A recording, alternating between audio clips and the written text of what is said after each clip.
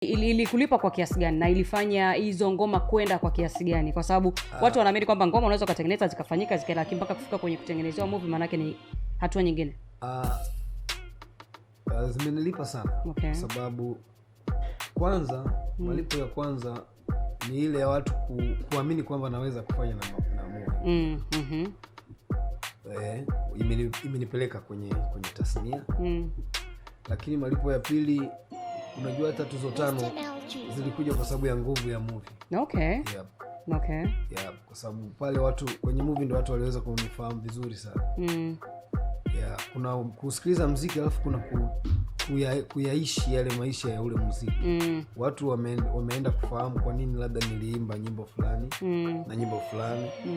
Yeah, ikapelekea masikio yao na mawazo yao kwa wakati huo kugeukia upande wangu. Okay. Yeah, kwa hiyo hata nilipotoa ya nini marumbano na tamaa mbaya ilikuwa ni right of time kwa kufanya hivyo vitu na kuweza kupatia tuzo.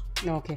Tuzo 5 ilikuwa ni moja kati ya mafanikio ambayo pia yalitokana na movie. Mafanikio mengine ambayo yalitokana na movie ilikuwa ni kitu gani? Kuna simu nyingine ziliita, labda kuna watu director ambao wanataka kufanya nawe kazi na ilikuwaje? Sana. Kwa sababu tuzo 5 zilipeleka kwenye peak. Kubwa sana. Kwa hiyo siwezi sema tena hapo kuna zaidi ya kusema kwamba hiyo nafasi tu ndio pelekwa na hiyo movie.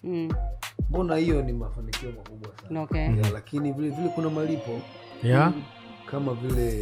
Kama vile ya kuigiza kama mwigizaji kuna malipo. Kama vile kutumia muziki zangu. Yeah, okay.